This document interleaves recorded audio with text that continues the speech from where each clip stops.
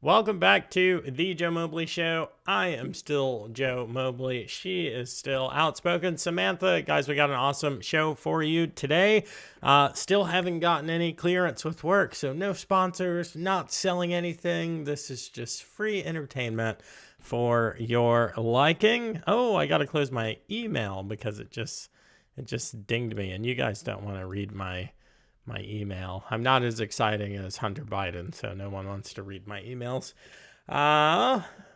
If you are watching, or if you're listening, if you're an audio listener, then that means that podcasts are for you. So make sure that you subscribe to the Joe Mobley Show podcast. It's on all the podcast apps. It's on podcast apps that I've never even heard of. If you are the watching type, make sure that you subscribe. If you're on YouTube, if you're on Rumble, wherever you're on, make sure that you subscribe, like, and share. And while you're there, make sure that you subscribe to Outspoken Samantha's YouTube and Rumble channel. Probably more the Rumble, because YouTube could disappear at any time because they love shooting strikes for... The craziest thing is you can get a strike for like content you put out over a year ago. It's like someone just went into the office and was like, oh, I still hate her. Let me look at... Oh, okay, yeah, strike. Last summer. Yep. Oh man. Yeah, well, we got all kinds of things to get into. How are you? How are you tonight? I'm great. I think there is a lot to talk about. And I think it's kind of funny because I actually just put a video on my YouTube channel about Meghan and Harry. And Oh people are like, gosh. why are you talking about these people? And I'm like, you know what? Sometimes I need to talk about things that are not political, that are not world ending, that are just ridiculous and silly. So, and Meghan and Harry Meghan always and provide, Harry. I know Ridiculous and they silly. they check all the boxes. So I'm sorry for talking about something, that doesn't involve the end of the world, but that is what tonight is for. Well, I always tell people, and it's a weird take to have, I get it, but why are you watching? I Yeah, love the viewers. Super yeah. grateful for all of, I mean, Pat Flynn says all the time. Well, actually, I think Seth Godin originally said it, but your vibe attracts your tribe. If you're Hmm. in the tribe, then you like the vibe. If you don't, then don't subscribe. Why is this still rhyming? If you don't like the content, then please don't watch it. We're not here to raise your blood pressure. We're here to entertain, to educate, to inform, to have a good time for us and for fans of the shows. And that's really Yeah, it. yeah, So, yeah. Pretty much, and that's something, and it's not to insult anybody. It's just if I see people put out videos on things that I'm not interested in, I just keep scrolling, just keep going, and I'll come back to the people that I love to watch when they are talking about something that I'm interested in. So my feelings will not be hurt if you don't watch my Meghan and Harry video. I will be okay. I have not watched your Marian Hagen video. Marian Hagen, Harry and Meghan video. Goodness gracious. Because like many of you know, I started a new job this week, and it's a big fire hose that they're blasting everyone with. And that's all I have to say about that. But it's a good time. Have But you, man, it's a have ton. you ended up in the corner, curled up in a fetal position, crying on the floor because someone misgendered you, or no? Not yet. Not yet. Or they expect you to work a full 40-hour week. I mean, these are some pretty harsh conditions kids are faced with Oh these days. man. So, So true. Let me pull up the comments because they're people commenting. If I don't mention your comment, it's because I didn't see it, or because it was super casual and not relevant to what we were talking about. And that's okay. Comment on. I will open Rumble and I will try. I will try my darndest. Oh my gosh, I gotta open two Rumble channels. Oh no, we're not on your Rumble channel. Anyway, that's beside the yeah, point. we need to figure that out, but Uh, it's okay. Yeah, you need to keep an eye on the comments because I can't see anything. So, oh, you can't see the comments? I can see them on Facebook. Hi, Jason. Hi, Lindsay. And hi, Susan. Thank you for your comments. I can appreciate that over 200 people have already clicked on the Rumble video. So thank you guys. A lot of you have clicked out. You were probably here because we started about 5 minutes late, but we started late so we can get streaming on another platform. So that's good. All right, I got that chat. I got all the other chats ready. Okay, I'm here. Hey, we're so glad that you're here. Thanks for thanks for sticking with us while we figured out some tech things. I don't want to see that. I want it to go away. Boom. And I don't know how to fix the top of the like virtual background sunk an inch. Don't know why. Don't care why. Not gonna futz with it anymore, which is a technical term. All right. Yeah. Well, that was a lot of talking. We're gonna do the short bumper for just that reason, because podcast, if you don't have an intro or a bumper, it doesn't like you for some reason. So here we go with that.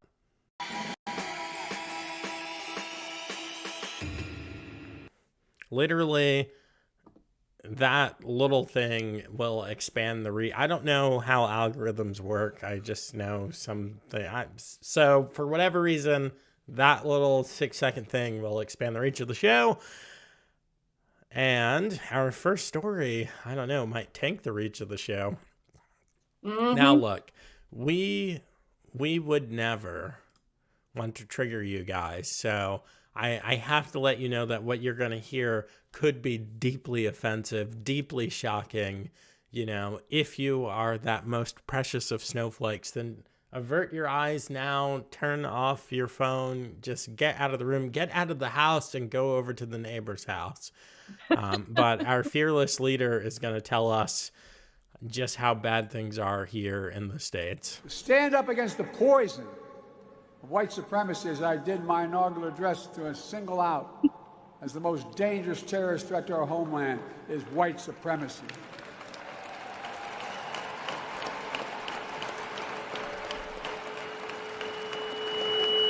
Oh, the sound guy doesn't. I'm not even saying like this that. because I'm at a black HBCU. I say it wherever I go. So stand up against the... Samantha, I'm sorry you had to see that. I know. It's deeply I upsetting. appreciate the trigger warning. I'm sorry that you have to deal with my white supremacy just by being on the same screen as me.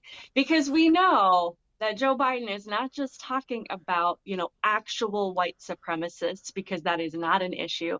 This is a CRT thing where he wants Black people to see all white people as white supremacists. That being said, I don't know what an inaugurated address is. I kind of missed the interpretation on that. My second question is, when he says, I'm not just saying this because I'm at a black HBCU, is there a white HBCU? In his book, who knows? Probably.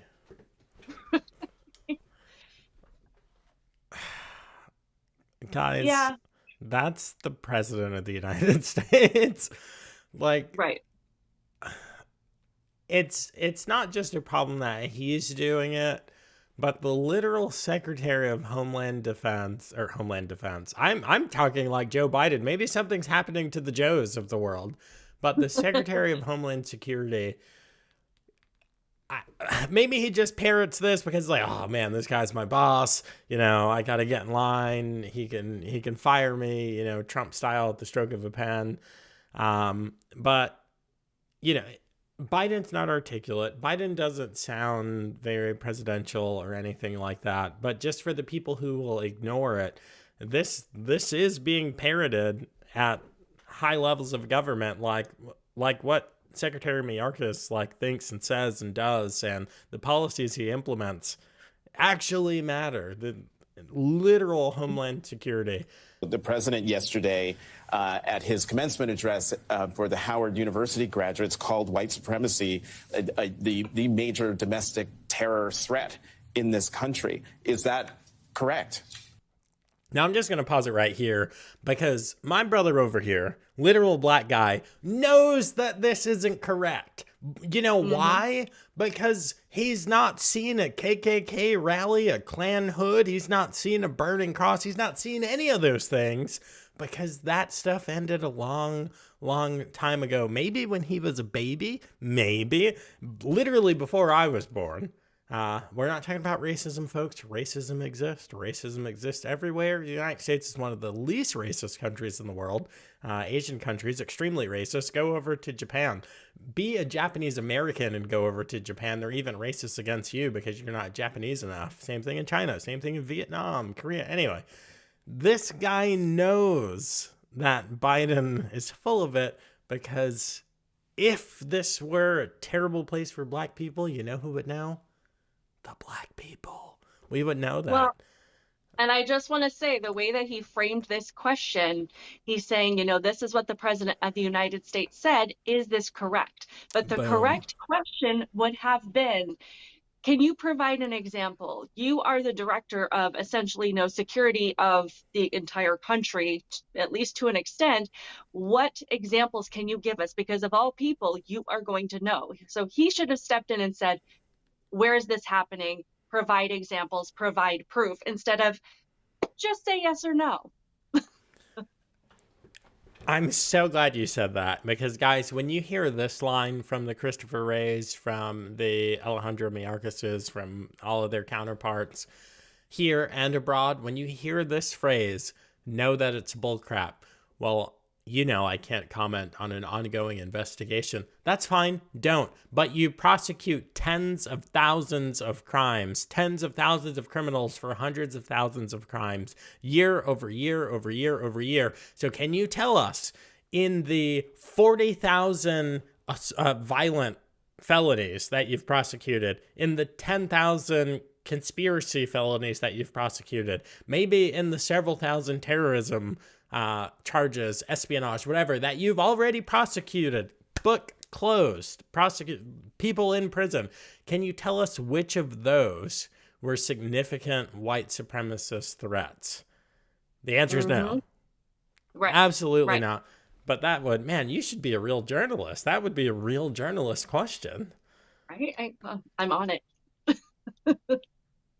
I gotta say, this guy's got to be a little bit more down to earth than we give him credit for, because I think he makes $270,000, and he is rocking. If you look at this wrist, he is rocking like a $12 Timex from Target. I gotta respect that a little bit. I just me. That's He's keeping all. it real. So anyway, here's what he had to say about the peril of Black Americans and the rise of white supremacy. It tragically is. You know, in the terrorism context, domestic violent extremism is our greatest threat right now. Individuals are driven to violence because of ideologies of hate, anti-government sentiments, false narratives, personal grievances, and the like. And regrettably, we have seen a rise in white supremacy. The president. Man, well, good news, folks. Good news. ISIS, over. Taliban, over. Al-Qaeda, all these kinds of groups, don't worry about it. We got it in the bag. Nipped it in the bud. Now we need to look out for the white supremacists. Right. Well, and, you know, just briefly, because I know we don't want to spend too much time on this, but back to, you know, Biden's comments of saying, you know, I'm not just saying this because I'm in a room full of Black people. It's like, dude, that's exactly why you're saying it, because there are so many other issues that need to be focused on. And you want to encourage these people to not focus on the issues that need to be solved, to not feel like they have any power in their own lives. And you want them to focus this energy on something that isn't existent, so that they're like these, you know, hamsters running in a hamster wheel, fighting against something that isn't there, so that they don't put time and energy into actually leading productive lives. Oops. And Joe Biden saying that, being the white guy in the room saying that, is like the prime example of being a white supremacist. Oh, I shouldn't play with the buttons here. I just blew you up for a second. Yeah, I saw that. He he does exactly what you said. That's the same reason that he played Despacito when he was in front of a room of Hispanics, and the reason that Hillary Clinton will talk with a Southern accent when she's in Alabama, and enough said about that. We spoke about this either last week or 2 weeks ago, but let's just talk on it briefly so we can get into. I think the Durham stuff is the juicier stuff. But the internet is still buzzing about one. Oh, I'm going to mess up her name. Is it Linda? Linda. Linda Yaccarino. Yaccarino? Yeah, the internet is still buzzing about her. Were you gonna take this one? You were waiting for me. Sorry, guys, we're really terrible at the transitions. It's like, are you gonna talk or am I gonna talk?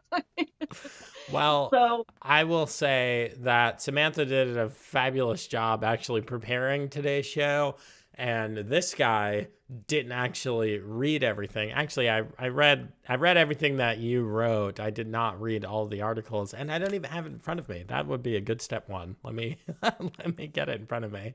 That's okay. So you guys may have seen already, I'm sure you have, that Elon Musk appointed a new CEO to Twitter, which we all kind of figured he was going to do. But it's his choice in new CEO that is really questionable, because he's done so much on behalf of free speech to bring Twitter to this place where now even Tucker Carlson is going to be launching a show on Twitter. So he chose Linda Yaccarino, and I can't remember exactly what her role is. I should have, made a note of that, but she's part of the World Economic Forum, which I believe she's on the board. Yeah, I mean, she's like top of the World Economic Forum, not exactly an organization known for promoting freedom and liberty and human rights and free speech. And I'm just trying to figure out how to frame this. So she had this interview, I'm not sure when this was, with Elon Musk not that long ago. And it's just the existence of this conversation that brings a whole host of questions as to why he would choose this person. Because I think we all want to give Elon Musk the benefit of the doubt. He's done so much for free speech. Is he going to tank the whole thing now? Did he draw us all in under this, false promises of protecting our First Amendment rights? And now he's just going to blow it all up. Like, I don't know what's happening, but I think, there is this interview. The first part is about 1 minute and 41 seconds. You can play as much or as little as you want, but I do think it's important to listen to at least a good chunk of it. Yeah. No, you got the timestamps in here and everything. Let's roll it. So you've got a massive Just tell me when you want to stop, if you want to stop before. That is a spectrum of just daily open sourced conversation. And they can conduct their lives, their business, their commerce, whatever they can do on your platform. That's a pretty big vision. But in the middle should be advertising opportunity. That sounds like a great opportunity. I can talk about my brand, I can get my customers to communicate, and then they could also buy stuff. That sounds pretty good, right? You'll be able to buy things just directly on Twitter. One click, boom, done. But they need to feel that there is an opportunity for them to influence what you're building, that vision. What we're doing here, whether it's me trying to push and prod you on your tweets. For example, you've said you probably shouldn't tweet after 3 a.m. Well, I've got myself Probably good advice for all of us. I've gotten myself into trouble a few times. I'm very aware of those. So after 3 a.m., you travel all over the world. Lord knows how you handle time zones in space. Will you commit to be a little more specific and not tweet after 3 a.m.? People in this room would like to see that. It'll make them feel more confident. I will aspire to tweet less after 3 a.m. But I mean, it is important that, if I were to say, yes, you can influence me, that would be wrong. That would be very wrong.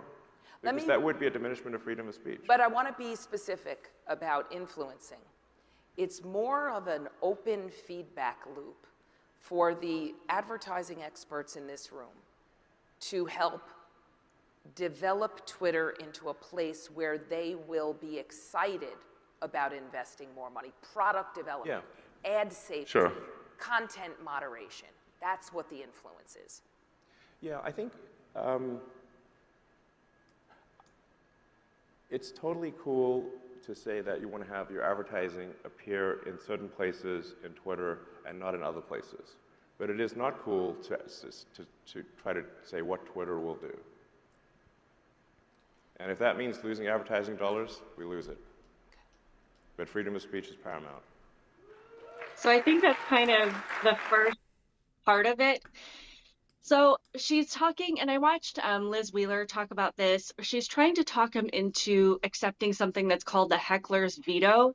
And it's basically where if a corporation only wants to advertise on sites that align with certain values, they can make censorship of opposing views a condition of doing business on that platform. So they can say that we want to advertise and sell products on Twitter, but we don't want our products to be on a platform that allows people to say things that we don't like. So that's the influence that she's talking about. But not even just that, it's the fact that immediately she tried to get him to agree to censor his own speech. Will you agree to not tweet after 3 a.m.? And that seems like such a small thing, but right there she's testing him to see, to convince him to agree to hold back his speech, even if it's just based on the time that he tweets. So right there, it's like this woman is not about free speech. She's pushing these little things that sound so easy and so benign and so harmless, but it's like it's these little steps that she's pushing, and she's talking about a safe advertising space. Well, who decides what space? And this feedback loop, it's like, okay, so the people that are advertising get to provide feedback about who can and cannot speak. I mean, it's very telling, which just makes this choice in CEO so much more confusing. I don't know. What do you think? I have my thoughts. So, here we go. John says it's a strange choice, but she could be a plant in the World Economic Forum years ago by white hats. I don't know about that, but some things that gave me a warm fuzzy, or potentially a warm fuzzy, about this is the way that Musk is framing this, that Twitter is, and I said it last week, I'm going to say it again because I think it bears repeating, that Twitter needs to be more analogous to the internet, where an account is like an individual website, not all of Twitter. It's all or nothing. Either it's advertiser friendly for your whole brand everywhere in Twitter and all of the strange accounts. There are adult entertainment stars on Twitter. So if you're selling One of them used to follow you. Yeah. If you're selling child backpacks, thank you. She unfollowed me at my request. So yeah, it would be wild if she was a fan of the show. She's got millions of followers, and I can tell you not for good reasons. But anyway, I digress.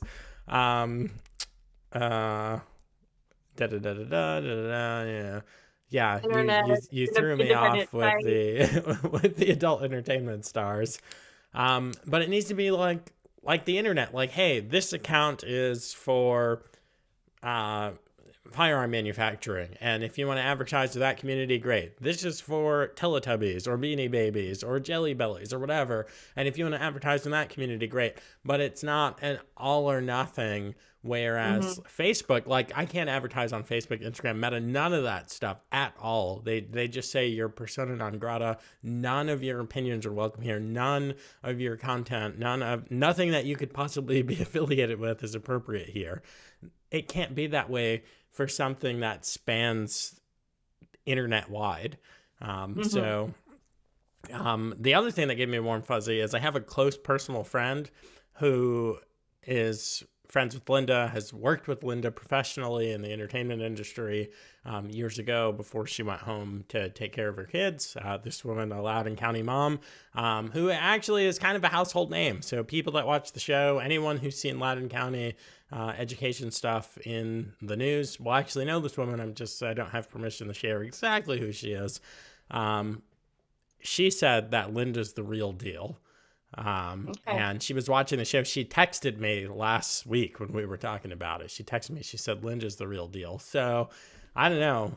I'm curious. That's a powerful endorsement. This woman is also just about best friends with Mark Levin's wife, the woman that I'm speaking about.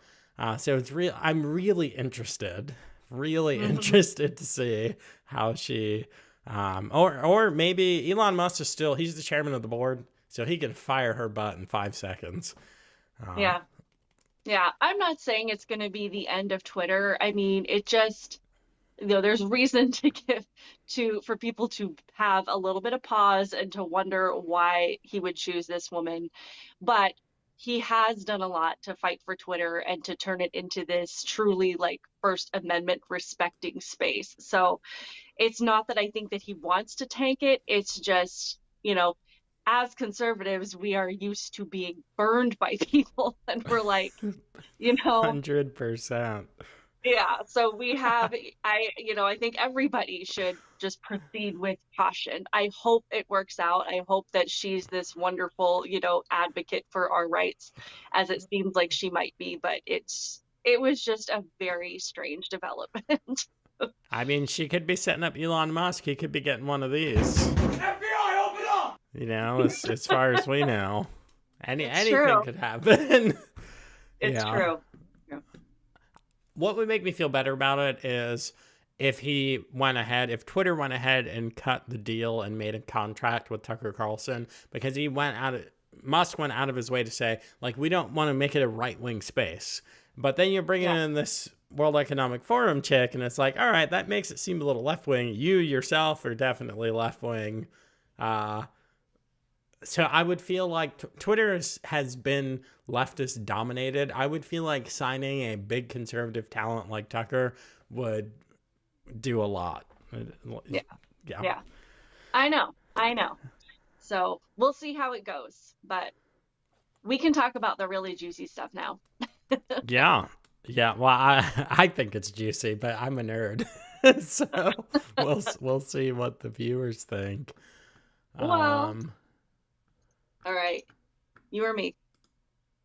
Well, let's see. It's kind of a coin toss. Do you want to do border crisis or Durham? It doesn't matter. I did the last one. You did this one. Yeah, I'll do this one. So you're okay. The border gal. Do a better job than Kamala Harris. All right. Well, if you haven't heard the Mueller report, goodness gracious, if you haven't heard the Durham report has been released.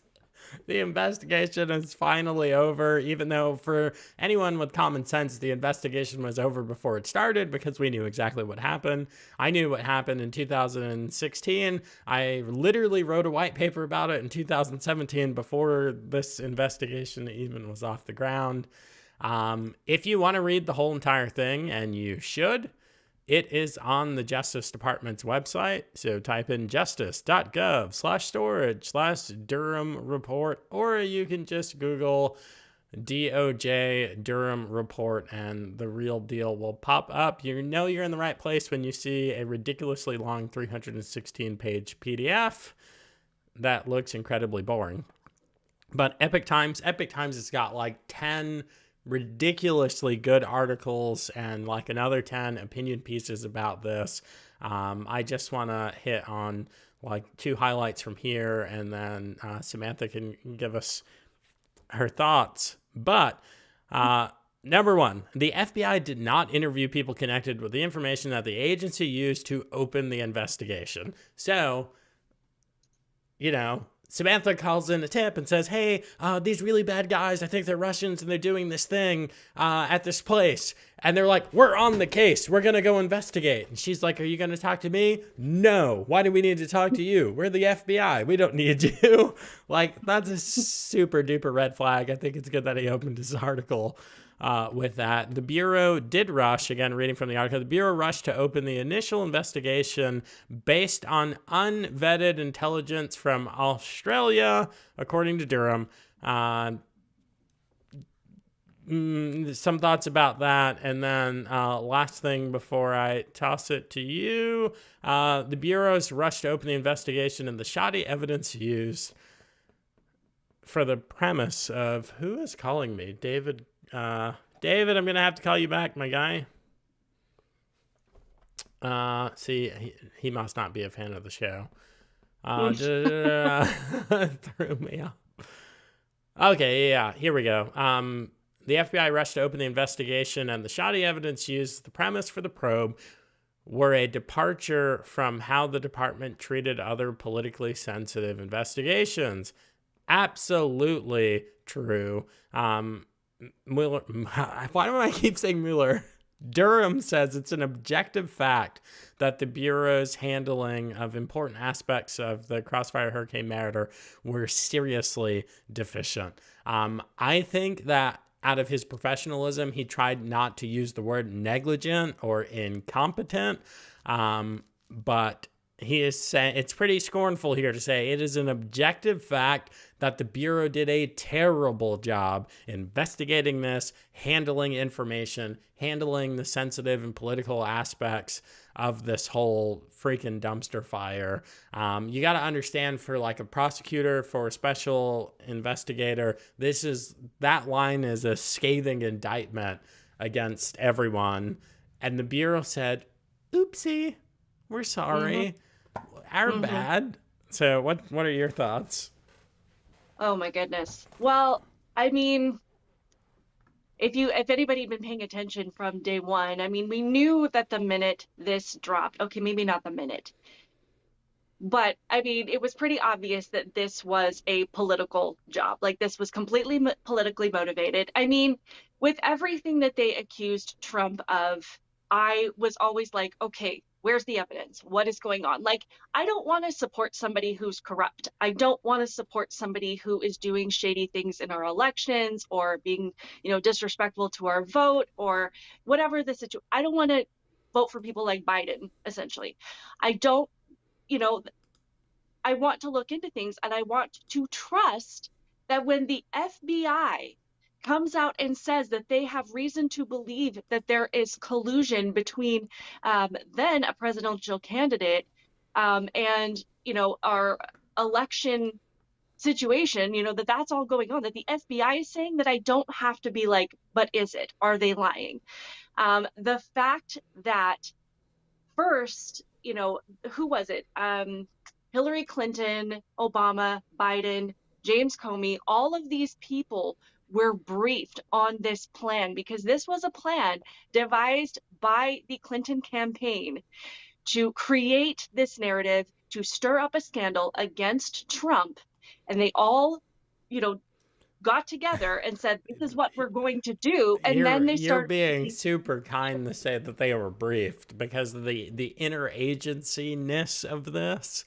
Yeah. The president was directly involved. President Obama was directly involved. You can't get this type of interagency cooperation without the express permission of the president, not a secretary, not a department head, not some random, like Bud Light advertiser, just fire number 6 chick or whatever. You need the head honcho's blessing to do something like this.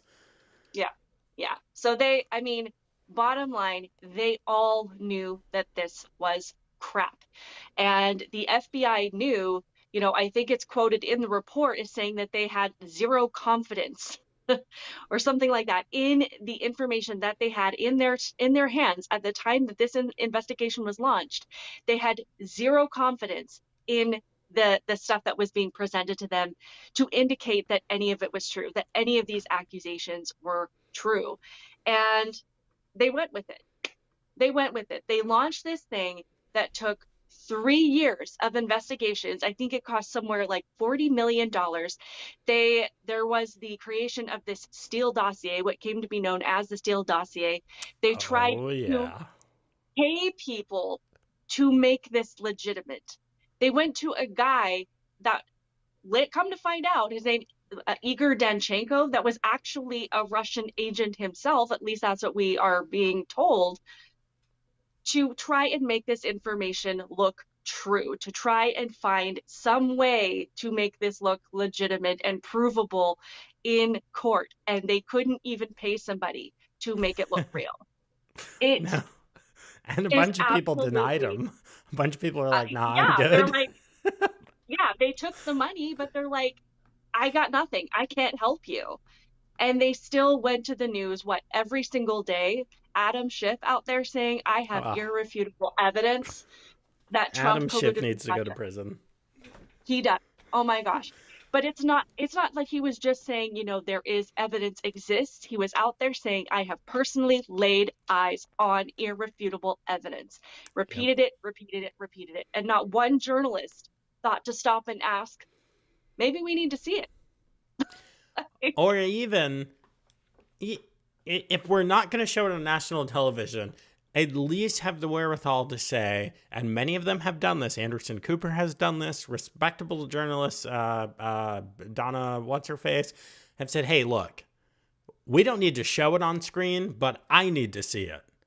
Like, me personally, I need to see it. And then I can say to my audience, with the trust that I've built up, that I have seen it. It's not just Adam Guy. I have a household nickname for him that Adam I won't Schiff say. brain.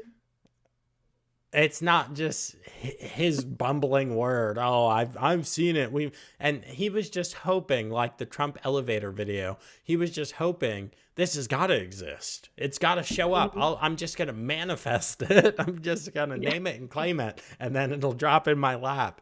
And it never came. They looked and they looked and they looked. I'm so glad that you brought up the Steele dossier, because there's an interesting part. Not even in the weeds, guys. There's an interesting part about it in the actual report.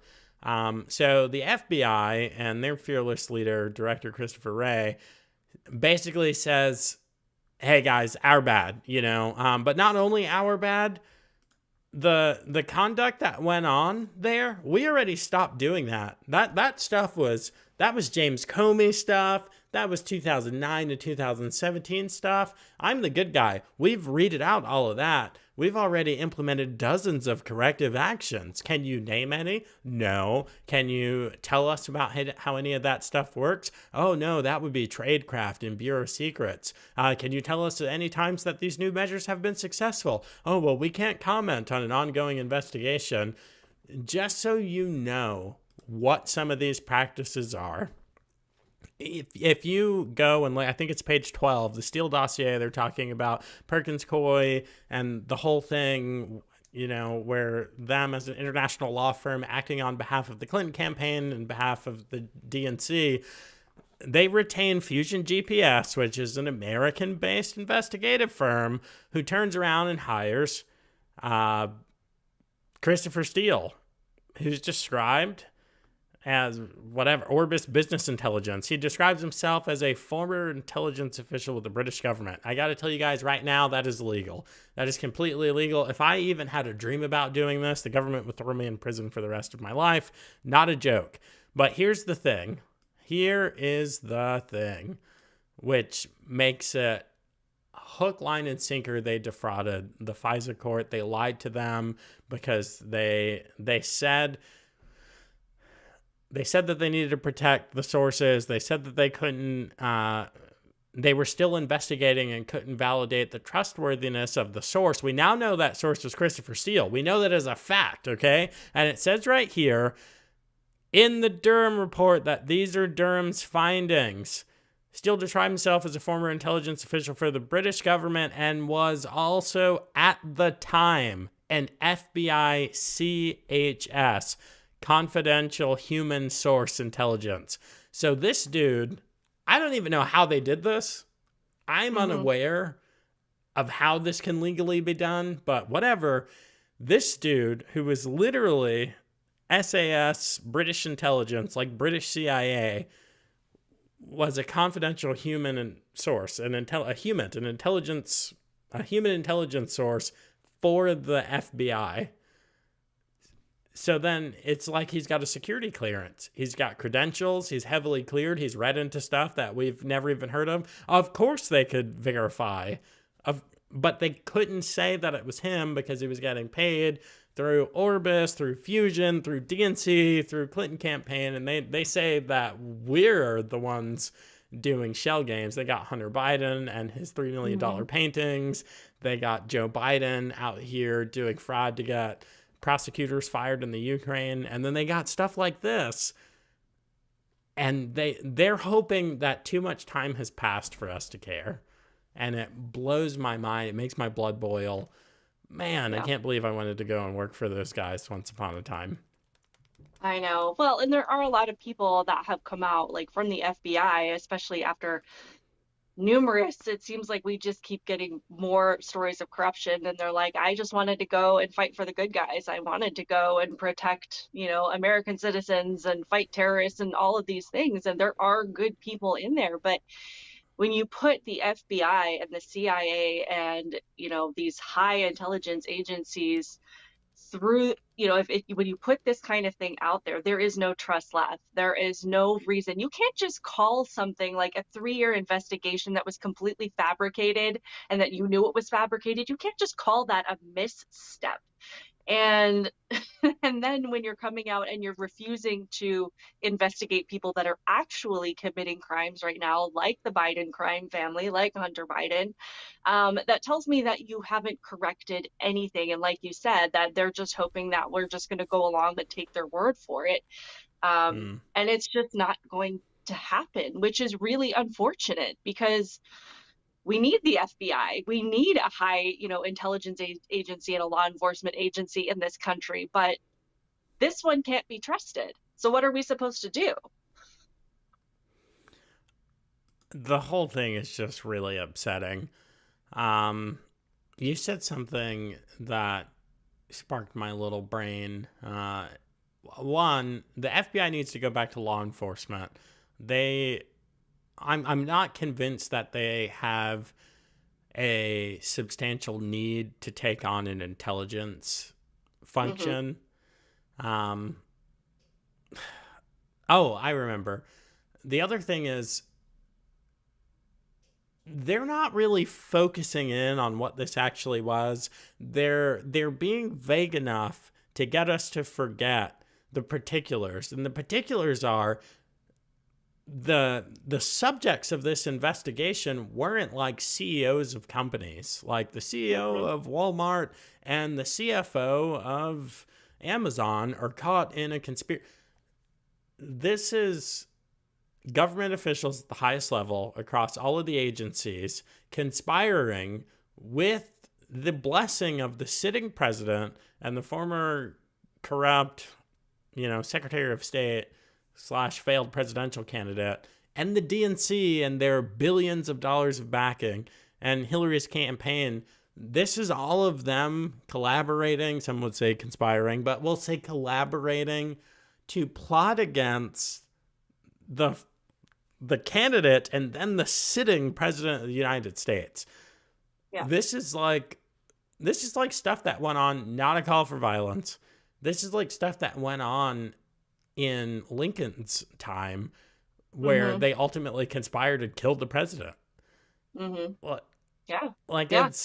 It's nuts. And then they turn around and look at us and say, January 6th, we almost lost our country to 3 grandmas and a guy with a horn hat and no weapons. Meanwhile, they got spies out here with freaking black cards buying up all kinds of equipment. Yeah. I don't know. I can't be convinced that they are not actively trying to topple the government and make it into a totally different kind of government. Oh, I 100% believe that. Call me a conspiracy theorist if you want, but they're trying to topple everything that this country stands for. But I thought it was really funny. Not funny, I don't know. Adam Schiff in a follow-up article when people were asking him what he thought. Where did I put it? Oh man, I typed out, or I copy and pasted this quote and now I can't find it. Oh, there it is. There it is. Okay. It says, when asked by the Epoch Times about the Durham Report's conclusion of no collusion between Trump and Russia and whether the lawmaker stood by his claims to the contrary, Schiff replied, if you read Mr. Durham's report, what he said is that there wasn't evidence of collusion before they began the investigation. That's obviously a very important distinction to make. And it's like, you're admitting that they had no evidence of collusion, no evidence for the reason that they started the investigation. And to me, it might just be me, but you need evidence to launch an investigation. This is not a country where we have guilty until proven innocent. And you notice in all of these news clips, everything that they kept repeating is, well, it hasn't not been proven. It hasn't. Yeah, but it Wow. hasn't been disproven. And it's like, that's not how it works. You don't just put crap out there and arrest somebody and say, well, hasn't been disproven. That makes them a criminal. That's Yeah. not the justice system we want, guys. They've been watching too much Law and Order. I'm so glad I have that sound effect. I know, it's so appropriate. So it's just, the whole thing is infuriating. Just, I don't know. I think maybe I still have like PTSD from that 3 years, but it was nonstop. It was relentless. It was every single day. And they incited so much division and so much hate against Republicans because of it. Like, now we're just known as Trump supporters. Now we're just known as MAGA Republicans. And there are still people that believe, for whatever reason, that this Russian hoax thing was still true because they just heard it ad nauseum repeatedly every day that it was true. So I'll throw in my fresh conspiracy. We're near the end here, but I'll throw this in. It transitions to your topic. Okay. You know, Hitler went after the youth, famously had the Hitler Youth. They took over the schools and they were re-educating people and blah, blah, blah. But, you know, if the American leftists, if the progressives, if they really want to accelerate this thing, then they need fighters now. They can't have, you know, waiting for 6-year-olds to turn into 16-year-olds. So it's like, where could we get an influx of tens of thousands, hundreds of thousands, and over the years, millions of people? And then we look to the southern border. Oh, there it is. There it is. Where Guys, can they did find you know all these that the people? border is secure? Oh my Wow. goodness. Yeah, so if you guys don't know, I'm sure you do, Title 42 was lifted on the 11th, which was a week ago today. And it was the last kind of remaining policy in place that gave border agents any kind of leverage to essentially detain people without really being given a hard time by the federal government that keeps insisting that the border is closed and secure. Well, that was lifted. And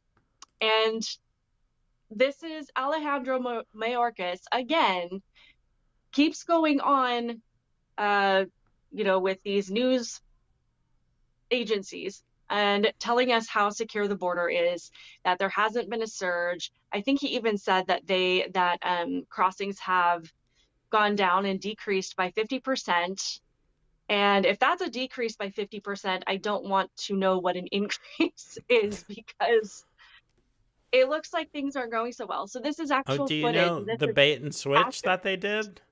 The bait and switch was, it was a decrease because they had such an exorbitant spike, 2, 3, 4 times the amounts of migrants ever before. So if they count those 2 days after, say they had their most record highs, they're like, oh, we actually cut it by 50%. Yeah. What? Yeah. It's kind of like having a clogged drain. Like the water is just spiraling and spiraling, and then everything gets so plugged up, everything stops. And they're like, hey, look, it's slowing down. And you're like, it's just bottling up, waiting to explode. So there are all of these people that are just waiting They're making their way there. There are videos of people saying, "Thank you, Biden."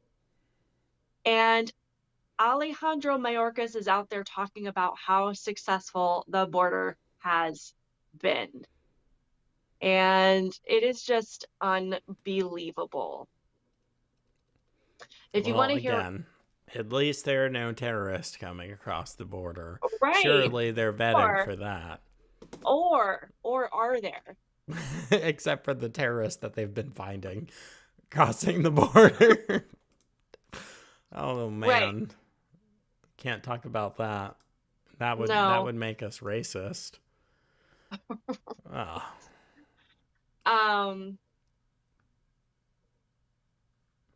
Is this one of the first clips? How can we tell that it's working, Mr. Secretary? Because all we see is a lot of people at the border trying to get in. Well, that is a phenomenon, by the way, that is not unique to our southern border of the United States. It's something we're seeing across the entire region. But I've been very clear that our plan is going to take some time to show results. How can we tell that it's working, Mr. Secretary? We They've just had need 3 to years. let people in. They've had and 3 then years. it'll How much slow more time do down. they need? Who knows?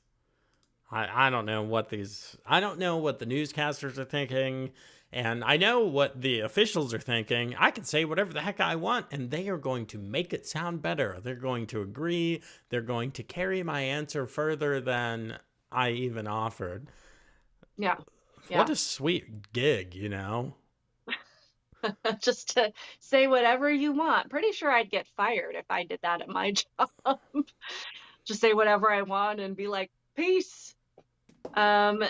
This one is another one where he's talking about how confident he is in the plan working. I just feel like this body language says it all. He's like, oh, crap. Everyone can obviously see this is a freaking disaster. The border's just blown open. Yeah. All right. Well, tell us how awesome it is.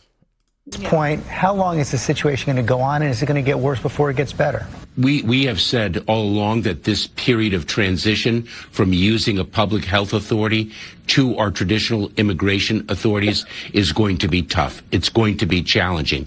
But we have a plan. We've been executing on our plan. It will take time, but we have confidence that our plan will work. It has worked in the past. And at this point, I think that he thinks that if he keeps saying the word plan, that people are going to think he actually has a plan. Oh, they have a plan. They have. I'm going to tell you guys what the plan is. The plan is, migrant comes across, immigrant, whatever. They used to be called illegals, and apparently that's racist now. They come across. They just need a piece of paper. They say, hey, don't go in the water. Don't deal with the barbed wire. Just come over here. We'll open the gate. What's your name? Okay. I don't need to see any ID. Just tell me what your name is. And, okay, you're 5'4", whatever.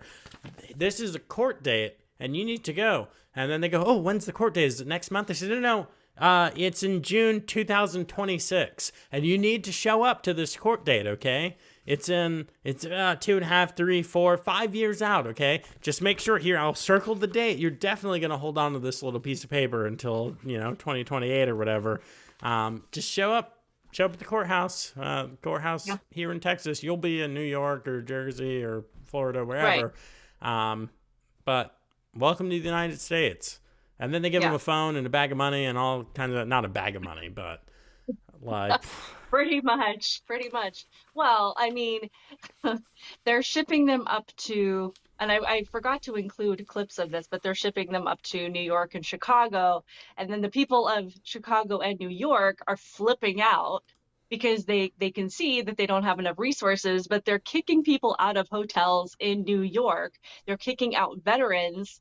They're taking up places in high school gyms in these areas to house them, to put a roof over their heads. I even saw an article where there was a bride that had like 30 rooms canceled in this hotel, like her wedding's in a couple of weeks. They canceled all of the rooms that she had booked, and they're letting them you know, letting all of these illegal immigrants come in and take all of those rooms. And I mean, they haven't said this, but the belief has been in the past that we should be willing to make these sacrifices, that this is something that we should be able to do. So I think the people in Chicago and New York should be grateful for this opportunity to act on the things that they have told us for years that they believe in, that they are so much more humane and caring. And this is their opportunity to show us that. Yeah, just like they did in Martha's Vineyard.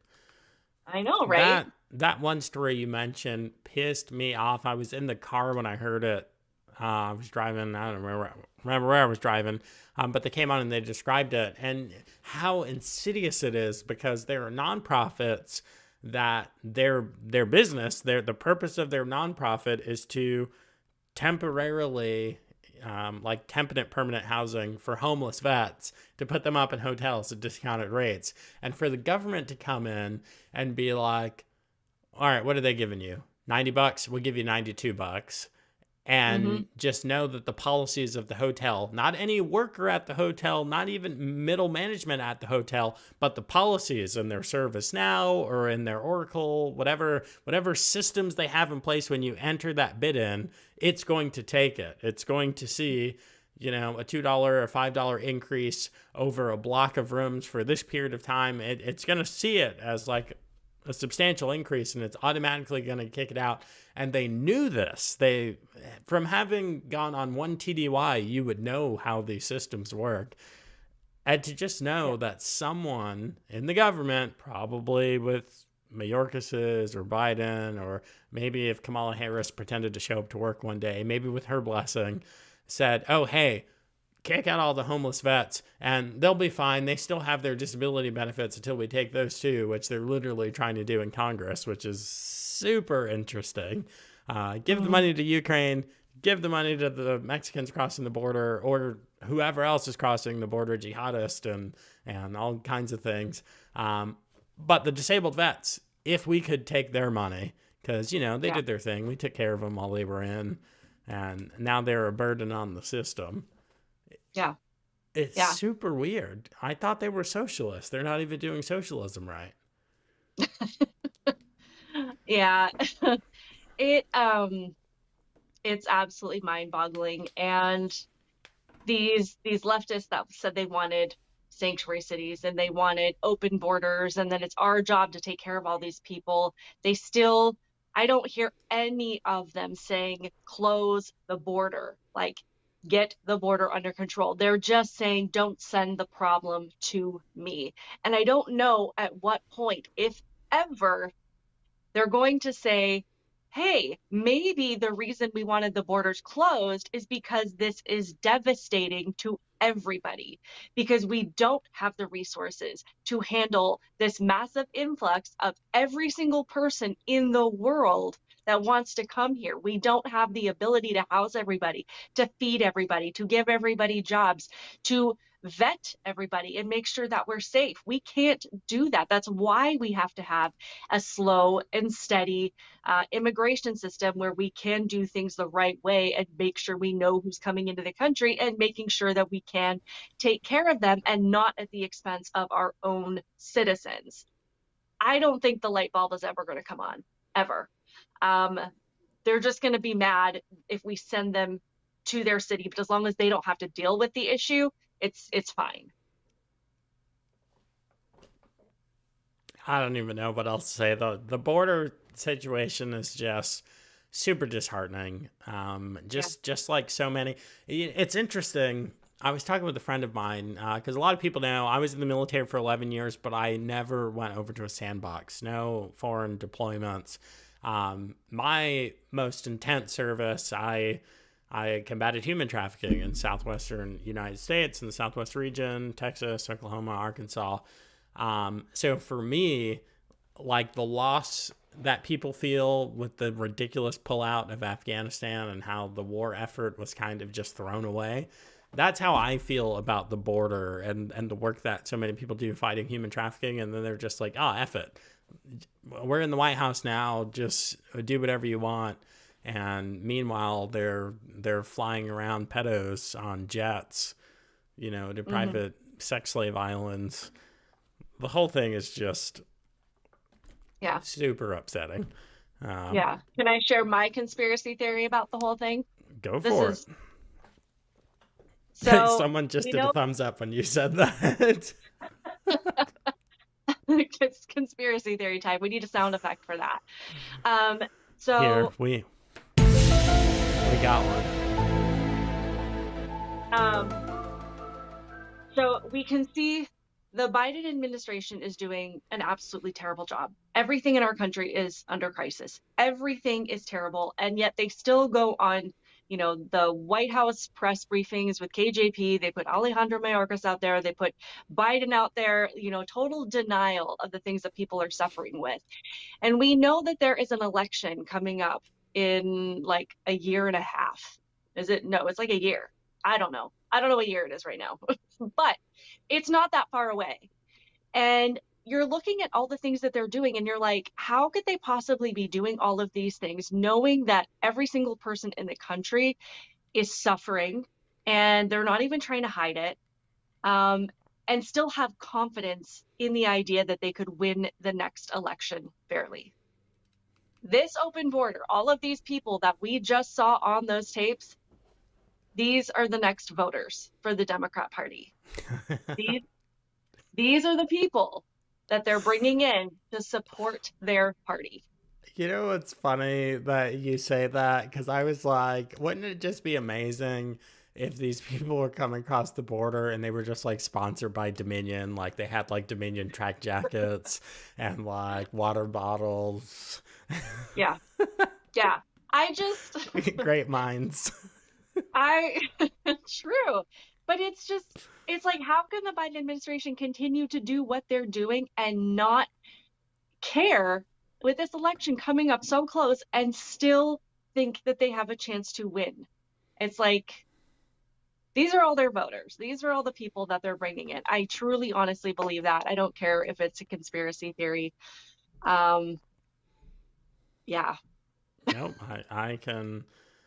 I co-sponsor that conspiracy theory.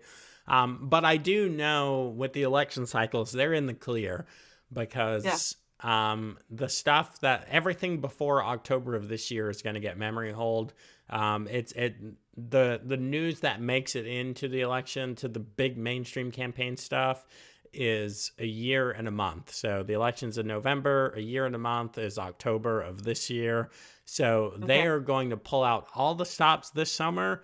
We're going to see terrible policies, rapid escalations of all of these bad, stupid poo-poo ideas. And then they're going to start to act semi-reasonable, but still mostly crazy from October to about February.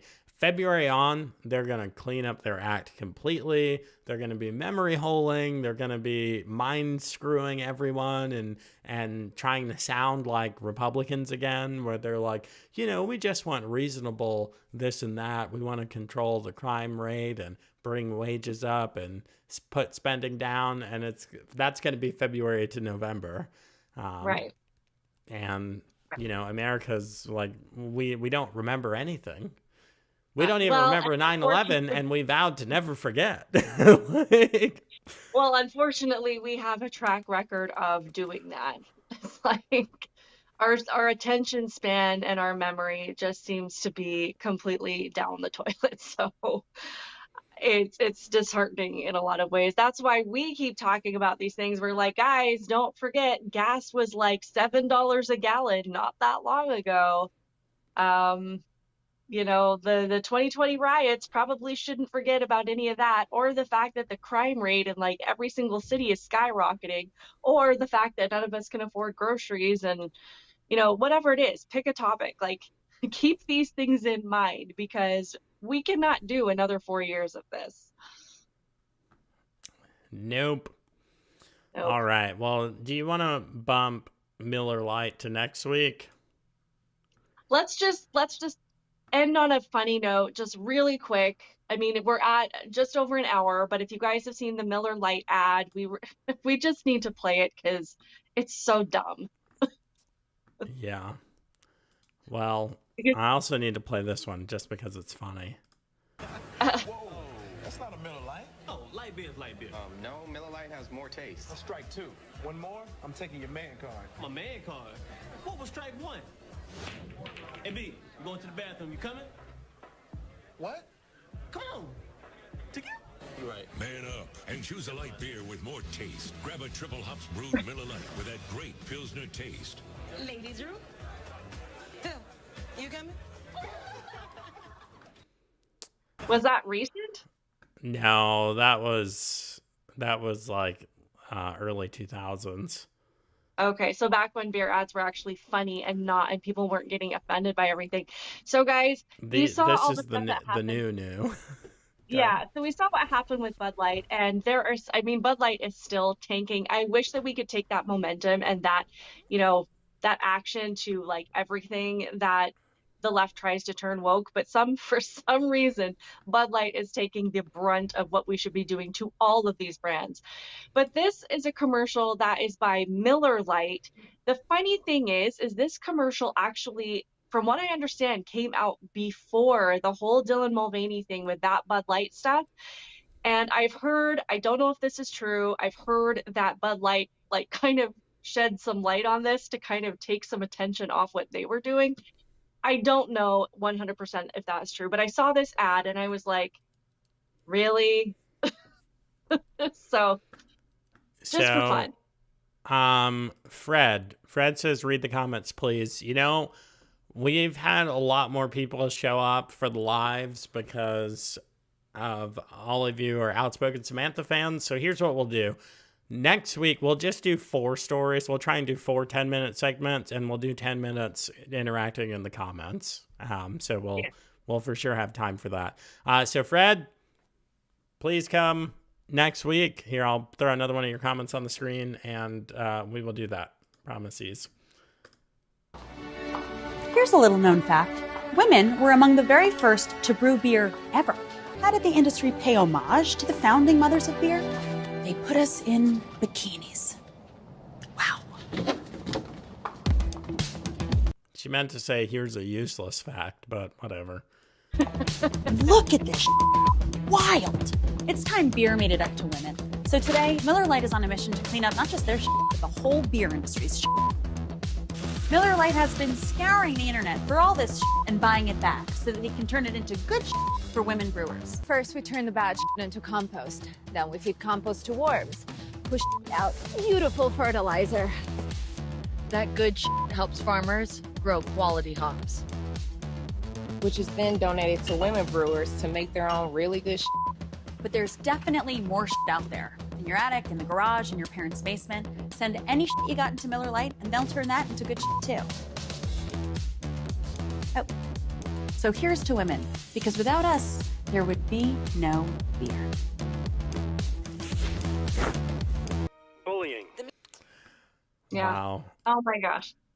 That was so dumb. Now, my first impression of it was like, who wrote the script for this? Like, I'm like, it makes them sound dumb. But overall, the idea, I love that he said that women were among the first to start brewing beer. It's like among, meaning that men were involved too, because despite what people say, there's only 2 genders. So if women were among the first to brew beer, then the other people that they were among had to be men. Second of all, it's like the polar opposite of this Dylan Mulvaney thing. Like, I don't know. They brought in Dylan Mulvaney to pretend to be a woman, and that was offensive. And now Miller Lite is on the opposite spectrum, and they're like, we just hate men. We just hate all men. All men suck. It just was so incredibly feminist garbage that I was like, can we just sell beer? Can we just have beer and just be funny and go back to like the frat boys? And I don't even care about the women in bikinis at this point. Like, stop being political. Stop trying to send a message. I'm not going to comment on the women in bikinis, or on the fact that the women in the commercial, the women actresses in the commercial were not very attractive at all. We'll just leave that to the viewers to debate. But so much of the history of that was fake news. That's like Russia saying we were among the first to land on the moon. It's like, but you weren't first.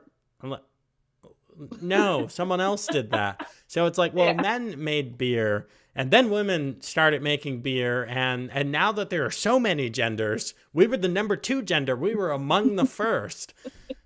No, also, I just want to talk about, I listened to the non-dubbed one.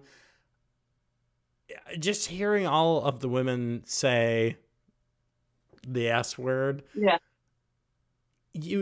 There was something not natural about it. There was maybe one time with one of the women where it was like that sounded natural and believable. And it's almost because they're trying to take something that's not just delicate, but beautiful, worth protecting, worthy of all that society sacrifices for it, women, and bastardizing it, making it something it's not. Like, women don't cuss like sailors because traditionally sailors were men. The Navy song, it says, it references boys and men. It not like, come on, girls, let's go. Yeah. Like the official song of the United States Navy, which I had a commander one time that ordered an Army vocalist to change the lyric from something, batten down the something, my boys, bring out the men or whatever. She told him to change it to whatever. And I was the sergeant, so he asked me, and I was like, look, do whatever your conscience tells you. I said, but I would say that that's an unlawful order because the United States Congress and the Department of the Navy have not changed the song. This is the authorized version. Now, of course, they'll change it now, I'm sure. They'll be like, come on, all you queer, whatever. Anyway, freaking Navy, can't catch a break. That was just a completely useless commercial. Maybe if women didn't do stuff like that, men wouldn't need to drink beer at all. Maybe we could just be in the study with a cigar and a bourbon. Maybe and a bun. they'll sell a lot of beer now. But I'm glad that you brought up the fact that all of these women kept saying the S word, because I brought that up in my original post, and I'm like, maybe I'm just too sensitive about stuff like this. But No. I don't talk like that. I don't know a lot of women who do. And it's not that I'm like, I get offended or, I clutch my pearls every time somebody curses around, like swears around me. I don't swear a lot just because I don't, and I don't have judgment for people who do. But I really think that it like you said, taking something that is generally viewed as, delicate and a little bit more soft. And it's like this effort to make women sound more like men and this constant push to make women be men. And it's like, why do we have to do this? And you see your mom's comment. Oh my gosh. No, you wouldn't. She only did that once to my brother when we were kids. I had my mouth washed out with soap. I also received a few spanks. I told my grandpa I would fork him up. I had a fork too. Oh my gosh. This guy was a Vietnam vet. He was like, excuse me? Really? Spank at the dinner table. Oh, yeah. Yeah. What was I thinking? Anyway. Right.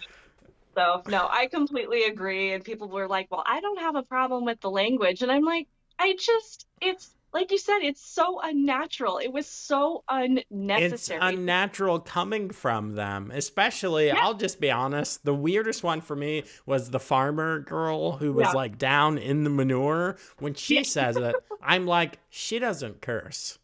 Like I could tell just...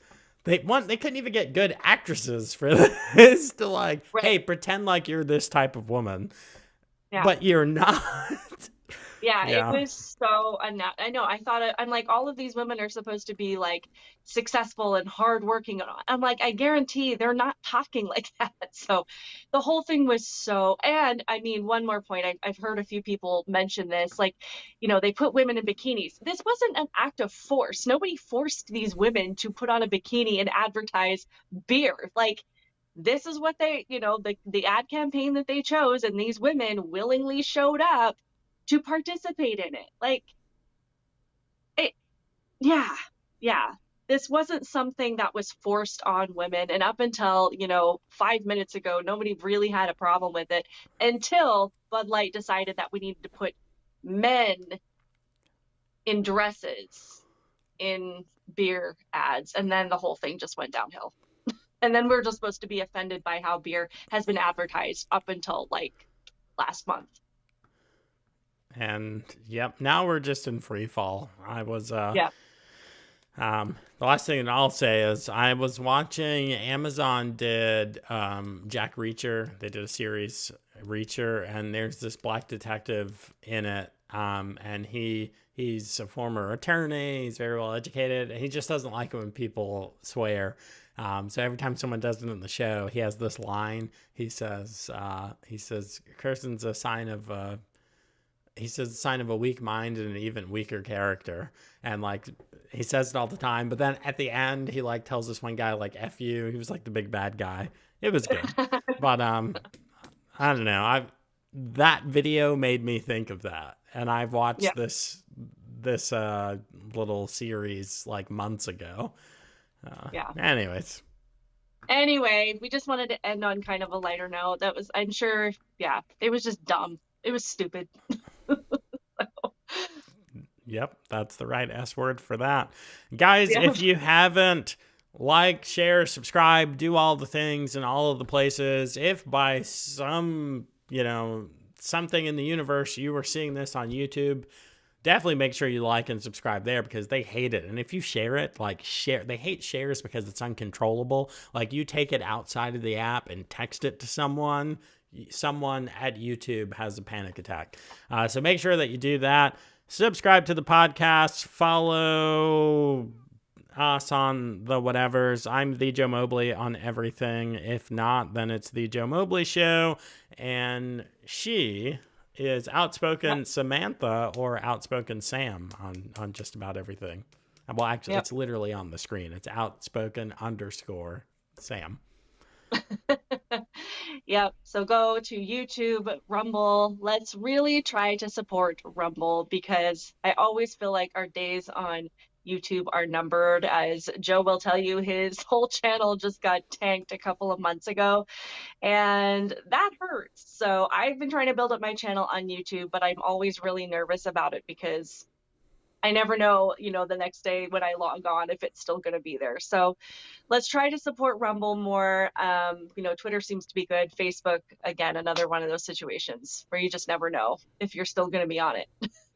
This one's crushing on Rumble. 233 for the hour. There's 23 people right now, which is way high for me. I will show you guys because, like videos normally get, whoa, this one got 1,000.